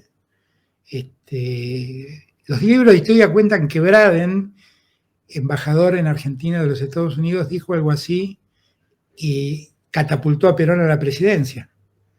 Yo nunca escuché una cosa igual. Ahora, lo que más me impresionó es el desconocimiento de Trump, porque Trump habló convencido de que el mes que viene está en juego la reelección de Milei. Y alguien le informó mal. No está en juego nada la reelección de Milei. Es una elección intermedia. Y lo de hoy me terminó de preocupar más, porque lo que el Tesoro ha dicho es que lo va a ayudar con un swap de creo que de 20.000 millones de dólares, pero que hay que esperar el resultado electoral. Con lo cual, a la Argentina la ayudamos si no es peronista. ¡Wow! Qué impactante, ¿eh? Vos no tenés en cuenta que Milei es experto en crecimiento con y sin dinero. Ironía. Qué ironía, ¿no? Qué ironía. Por eso digo, él no advirtió que ayer le dio 5 minutos de audiencia a Milei, a un gobierno que se quedó sin oxígeno. Cuando Trump dijo, una periodista le preguntó, ¿va a haber un auxilio para Argentina, un rescate? Trump rápidamente dijo, no necesita rescate, Argentina va a salir sola. Y hay que verle la cara a Caputo de desesperación diciendo, cállate, Trump. Bueno, eso es lo que estamos viviendo. Estamos viviendo Macri. Durante la época de Macri se cerraron 25.000 pymes. Durante mi gestión se crearon 30.000 pymes. Y en lo que va de la gestión de Milei se cerraron 13.500 pymes. Se perdieron 250.000 puestos de trabajo. En mi gestión se crearon alrededor de 700.000, si no me equivoco, en blanco estoy hablando, trabajos en blanco. Yo creo que no estamos por un buen camino. Y yo lamento mucho que el presidente no vea que está acelerando hacia el precipicio. Eso lo lamento enormemente, enormemente. Porque en el auto que maneja el presidente vamos todos nosotros. Y por lo tanto, la suerte que corre el presidente es la suerte que correremos nosotros. No es otra. Y varias generaciones que nos siguen. Claro, lo que más espero y lo que más deseo es que el presidente corrija. Está equivocado, está muy equivocado. Y la verdad es que la Argentina va a crecer. Alguna vez Roberto Labaña, cuando yo era jefe de gabinete y él era ministro de Economía, yo aprendí mucho de Roberto Labaña. Y para mí fue de los mejores economistas que he visto en mi vida. Guardo por él un respeto sincero. Me dijo, Alberto, nunca te olvides que los argentinos consumimos el 75% de lo que producimos. Quiere decir que si se baja el consumo, baja la producción. Si baja la producción, se cae el empleo. Y si se cae el empleo, aumenta la pobreza. Esa es la secuencia. Y siempre me dijo, ¿querés saber cómo le va a la Argentina? Mirá cómo está la producción de cemento, mirá cómo está la producción de acero y mirá cómo está la producción de aluminio. Vayan y miren esos datos. Vayan y miren cómo le va el consumo. Vayan y miren cómo le va a las pymes. Son datos, datos. Por eso, a mí me parece muy importante. Yo entiendo que mucha gente se enojó con nuestro gobierno porque la inflación fue un daño incalculable que lamentablemente no pudimos contener. Hicimos todo lo posible por contener, pero no pudimos, en el último año fundamentalmente, porque ahí sí hubo un problema fiscal muy agudo, muy grave. Y entiendo a mí que la gente se enojó mucho con nosotros por las peleas internas y las disputas internas que tuvimos. Y yo de esas cosas aprendo. Yo con esto no me estoy proponiendo para nada en el futuro. Solamente digo que como ser humano yo tomo esos datos y digo, no repitamos esas cosas, no volvamos a repetirlas. Ahora, donde nunca nos equivocamos es que a lo largo de todo mi gobierno no hubo una sola ley en perjuicio de los que trabajan. No hubo una sola norma en perjuicio de los que producen. No hubo una sola norma que venda nuestra soberanía. Fuimos al Salón Oval, al Palacio de Gobierno de China y al Kremlin y en todos lados dijimos lo mismo. Tuvimos una sola política exterior, firme y contundente. Estuvimos al lado de los armenios cuando los turcos atacaban a los armenios. Y hoy estaríamos decididamente al lado de Gaza frente al genocidio israelí, del gobierno de Israel. Claramente estaríamos al lado de Gaza. No estaríamos haciendo lo que está haciendo Milei. Y creo además que estaríamos en los BRICS, que hoy son mucho más importantes que el G7. Y allí están los grandes productores de energía, que es lo que el mundo necesita en el futuro. Ahora, Alberto, la tarjeta alimentaria y prestaciones no contributivas semejantes son temporarias. ¿Pensás que el capitalismo limita una distribución sostenible? Mirá, el capitalismo empezó a ser un problema cuando empezó a predominar la lógica financiera a la lógica productiva. Hacía abstracción de Ford, pero cuando Ford creó la producción masiva de autos, lo hizo con la idea de que sus trabajadores puedan tener un auto. Ese capitalismo es de un enorme valor, porque hay gente que invierte, quiere ganar, claramente quiere ganar, pero invierte, da trabajo y genera prosperidad, genera desarrollo. Ahora, después de la llamada revolución conservadora de Thatcher y Reagan, empezó a predominar lo que se llamó el capitalismo financiero. Y el capitalismo financiero es muy dañino. O sea, hay 11 fondos de inversión que representan hoy alrededor del 50% del Producto Bruto Global. 11. Ese capitalismo no piensa en la gente, piensa en la especulación solamente. Y ese capitalismo no tiene sentido. El capitalismo tiene mucho sentido si es humano. Finalmente la economía es una ciencia humanista y por lo tanto tiene al hombre como centro de todo. Pues bien, me parece que ese capital humano hay que tenerlo en cuenta y hay que preservarlo. El capitalismo hoy no lo está teniendo en cuenta. No lo está teniendo en cuenta. Lo vemos en Argentina como en ningún otro. La Argentina es una formidable ruleta, una formidable timba financiera. Este capitalismo no le sirve nada a la Argentina. Este capitalismo donde cierran 13.000 pymes y donde crece el desempleo, no le sirve para nada. Este capitalismo que piensa que el problema de una persona con una discapacidad es un problema de la familia que lo tiene, es un capitalismo horroroso. Yo creo que no lo pensó creo que ni el mejor capitalista se le ocurrió pensar en que esto podía ser así. Que alguien diga, bueno, pero si vos tenés un discapacitado es un problema de tu familia, que lo mantenga tu familia. Esto creo que no merece ni análisis mínimo. Ayer Trump, debería escucharlo Milei, tanto que lo pondera, además de llamarme izquierdista radicalizado, que eso me causó mucha gracia, porque acá soy un tibio y para Trump soy un izquierdista radicalizado. Como Adam Smith. Claro, pero digo, no, Adam Smith podría ser un comunista para Trump o para claro, pero además es como que no cabe ninguna opción que ser izquierdista al lado de Trump. Porque a la derecha de Trump es el abismo, no existe otra cosa. Entonces, ser izquierdista al lado de Trump, todos somos izquierdistas al lado de Trump. Pero claro, Trump no entiende ni al peronismo, no, bueno, Trump es Trump. Pero lo que ayer dijo una cosa Trump, que podría tomarlo Milei en cuenta, ¿no? Que es la necesidad de industrializar nuestros países, nuestras economías. Industrializarlas, dijo. Claro, él lo está haciendo. Claro que lo está haciendo. Y por eso protege tanto la industria, por eso pone los aranceles que pone para proteger la industria norteamericana. Ahora, ¿y la industria nuestra quién la protege? ¿Quién protege la producción primaria nuestra? ¿Quién protege hoy en día a las economías regionales? ¿Quién?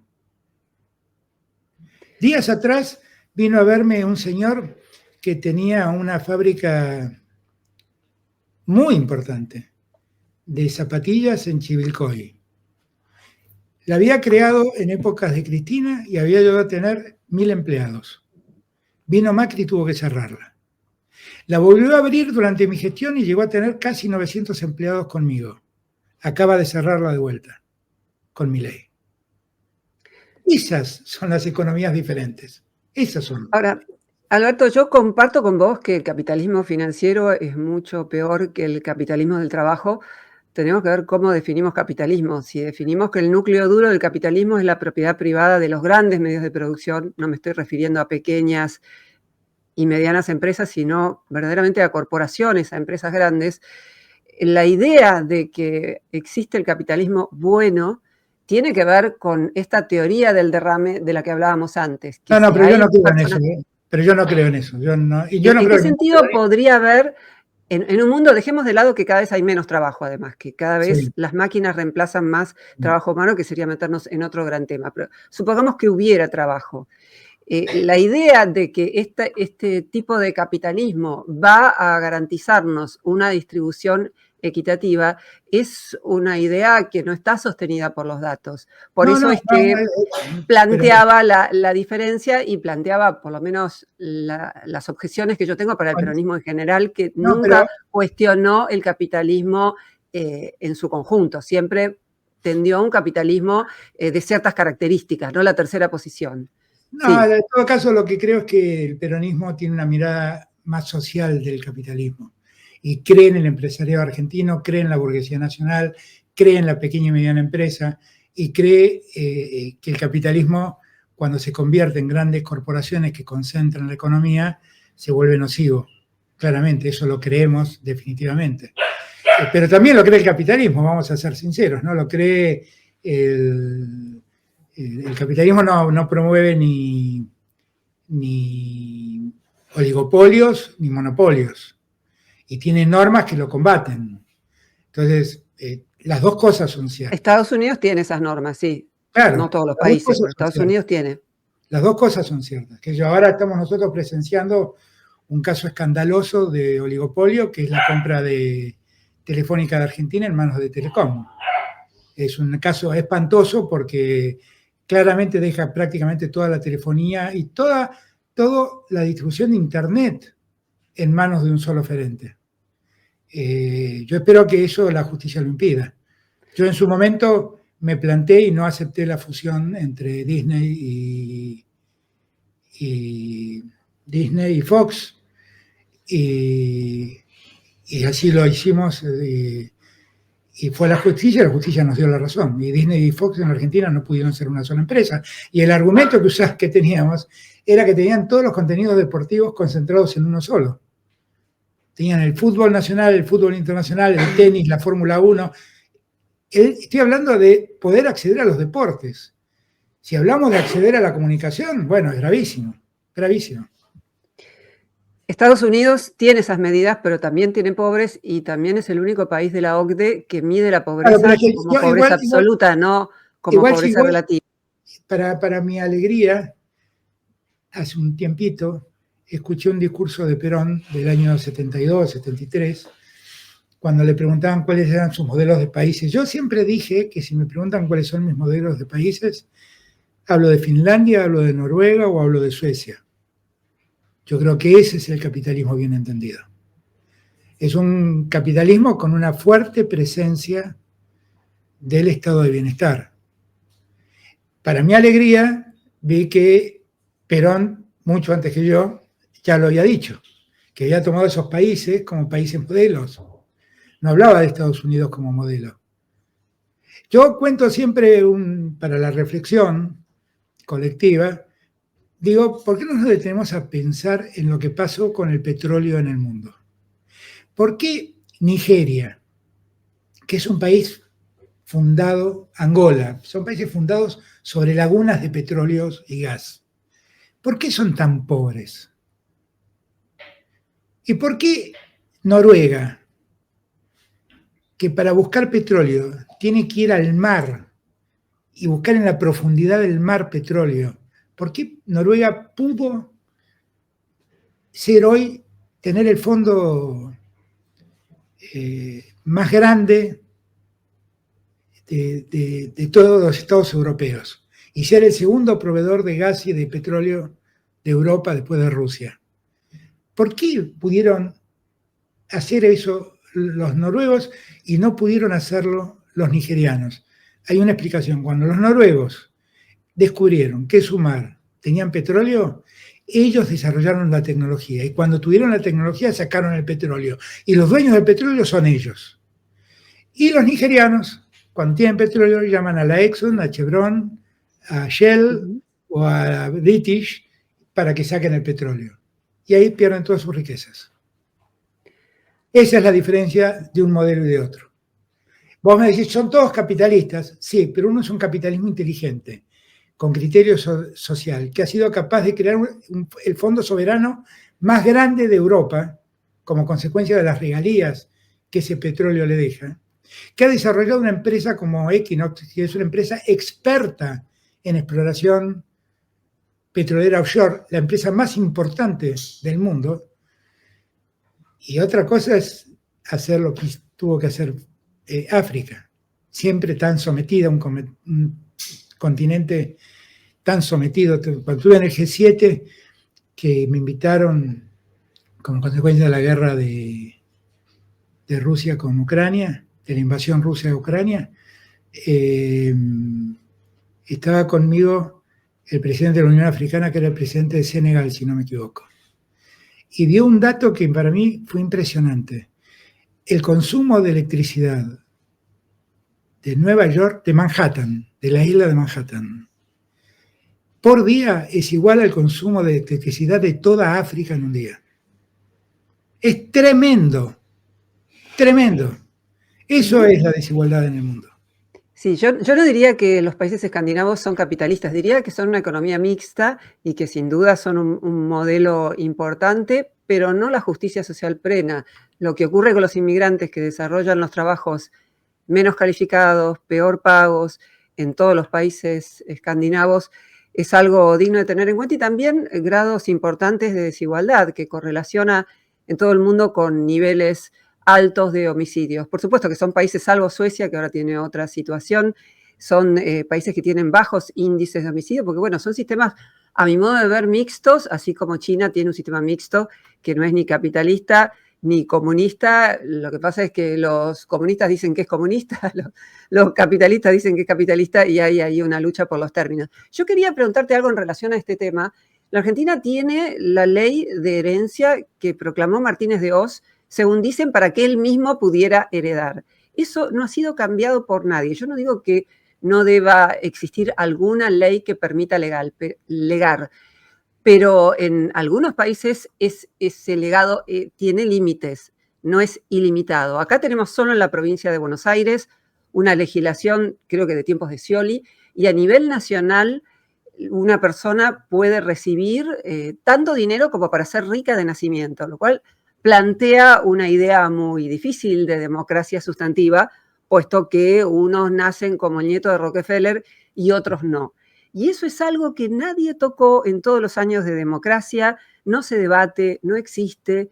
¿Qué pensás sobre ese tema, Alberto?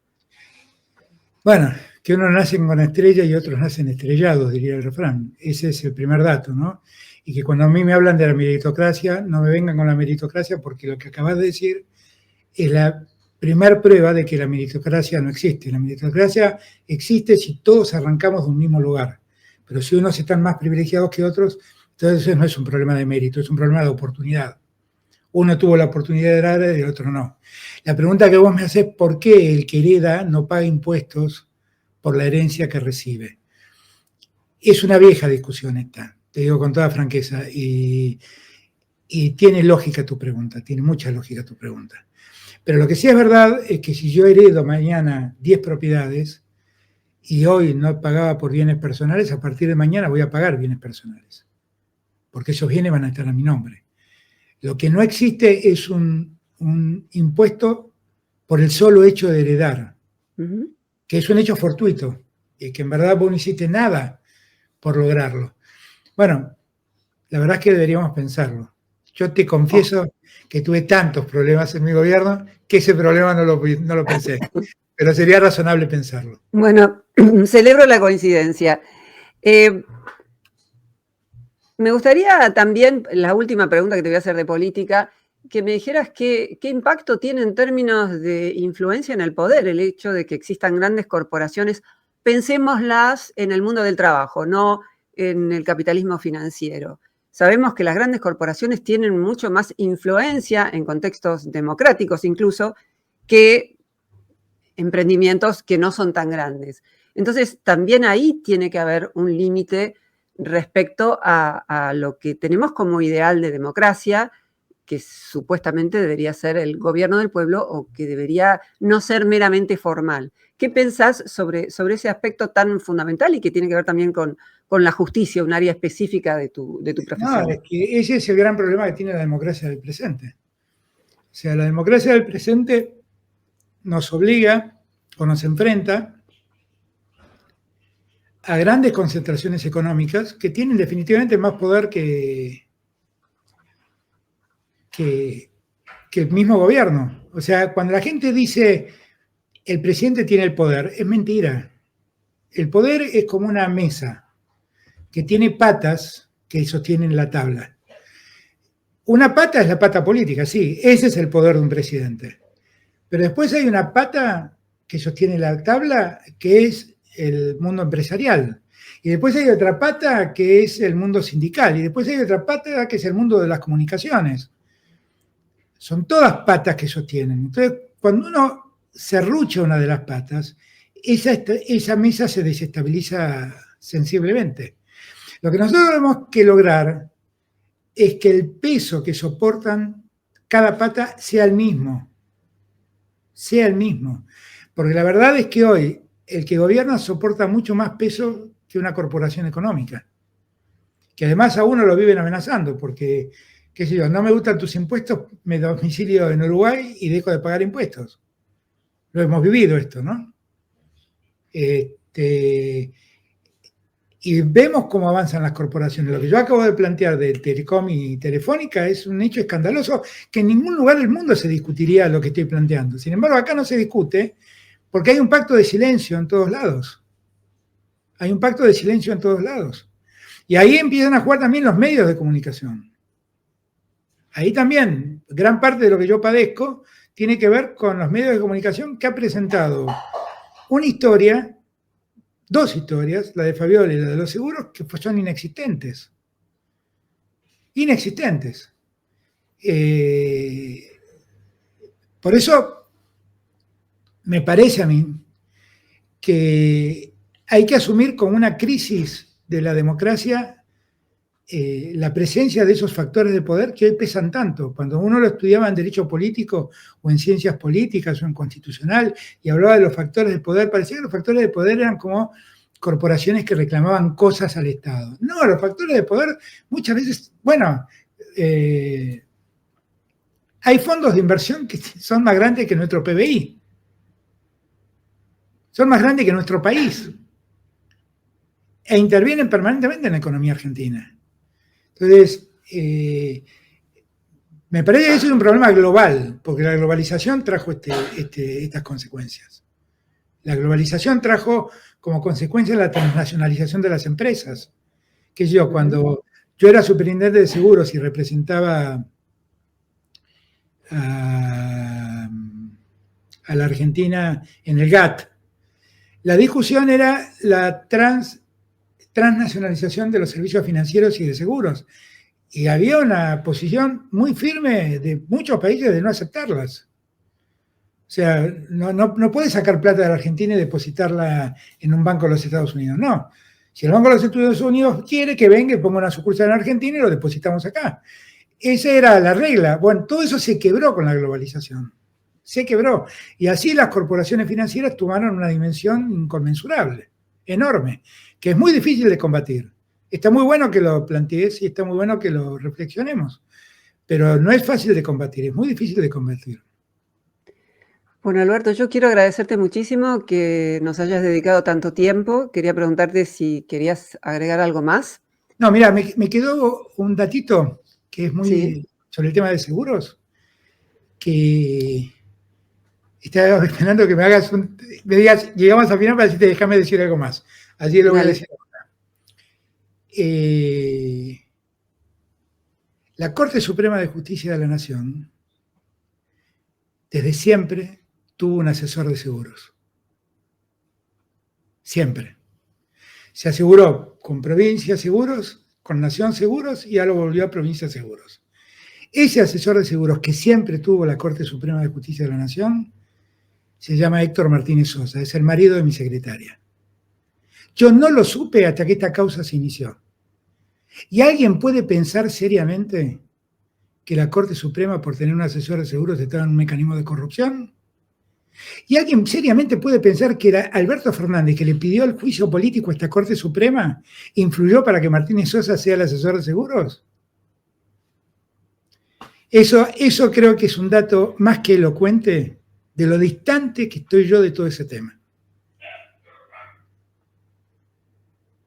Bueno, ojalá pueda existir, como dijimos en el comienzo, igualdad de armas, sobre todo para temas que comprometen a nuestro país y que tienen que ver también con tu situación personal en el caso de Fabiola. Ojalá podamos contribuir, quienes escuchen esto, a que se conozcan todas las voces, porque me parece que cuando solo se escucha una campana, no es muy fácil poder llegar a la verdad o por lo menos a respaldar con evidencias lo que se dice, porque muchos opinan y muchas veces, y la mayor parte de las veces creo yo, que tomamos decisiones y posiciones con información incompleta, pero cuanto más completa pueda ser esta información, mejor. Así que muchísimas gracias por haber participado de esta charla y bueno, será hasta la próxima. Muchísimas gracias a vos por el tiempo que me has dado y por haberte preocupado por mi problema. De verdad, muchas gracias. A vos.